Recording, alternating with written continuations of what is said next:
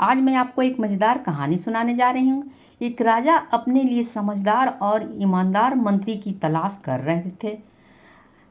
राजा ने कई लोगों का परीक्षा लिया, लेकिन कोई भी व्यक्ति उसे मंत्री बनने के लायक नहीं लगा। वही जब यह बात राज के सबसे बुद्धिमान व्यक्ति को पता लगी, तो वो फौरन राजमहल चला आया। राजा से मिलकर उसने कहा, मैं इस गांव का सबसे बुद्धिमान व्यक्ति हूँ और मैं आपके मंत्री बनने के काबिल हूँ। राजा ने उससे काफ़ी कठिन सवाल किए और उसने समझदारी से सवालों का जवाब दिया। राजा ने उसे मंत्री बना लिया। एक दिन मंत्री को रास्ते में एक बूढ़ा इंसान मिलता है जिसके पास 3 गठरी होती है।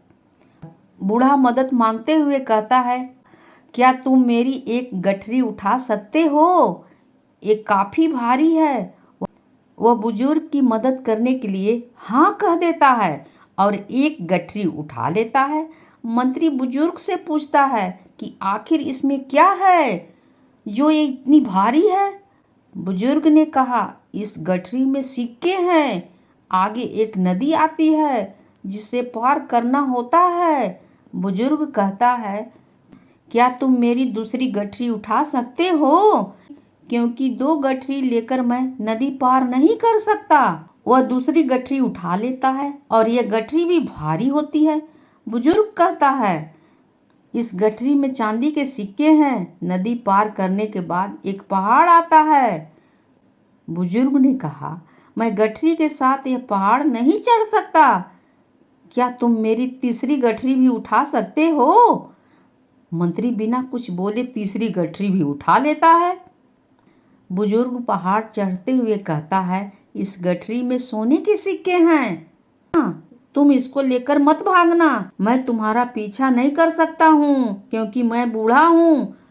थोड़ी दूर जाने के बाद मंत्री सोचता है कि अगर ये तीनों गठरी लेकर भाग जाऊं तो? मंत्री सोचता है, मैं धनवान बन जाऊंगा और यह बुजुर्ग तो मुझे कभी नहीं पकड़ पाएगा।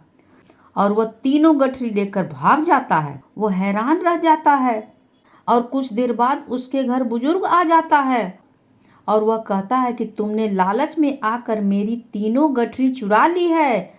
मंत्री गुस्से से कहता है कि तुमने झूठ बोला है। इन गठरी में सोने और चांदी के सिक्के नहीं हैं।